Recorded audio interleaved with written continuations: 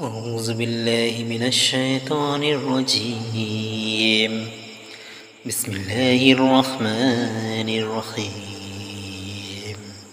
ياسين والقرآن الحكيم إنك لمن المرسلين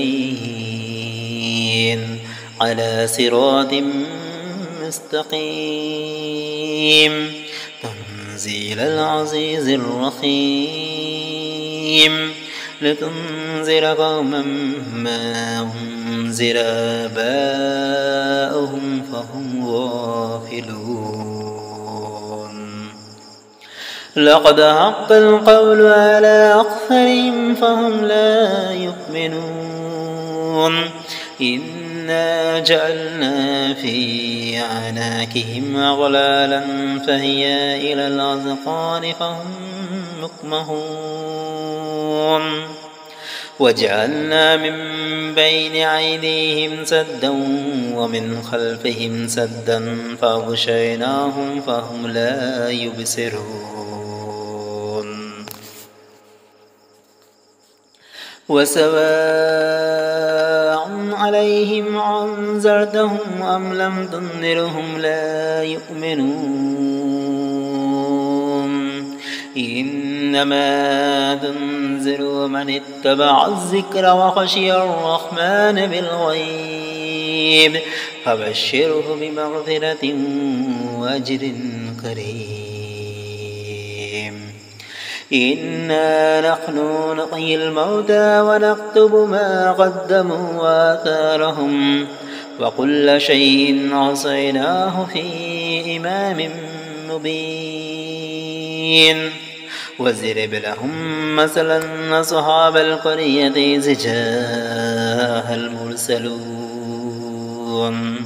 إذ أرسلنا إليهم اثنين فكذبوهما فعززنا بثالث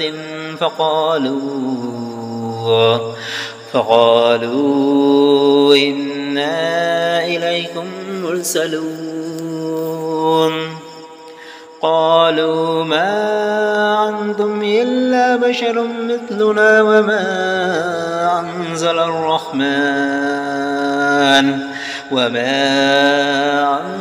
الرحمن من شيء إن أنتم إلا تكذبون.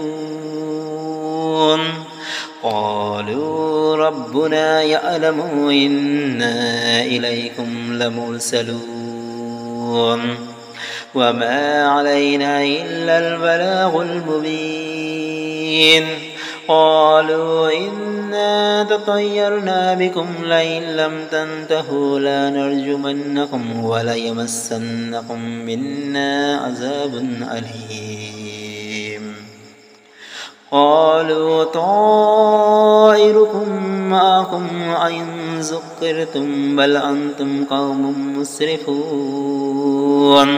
وجاء من أقصى المدينة رجل يسعى قال يا قوم اتبعوا المرسلين اتبعوا من لا يسألكم أجرا وهم مهتدون.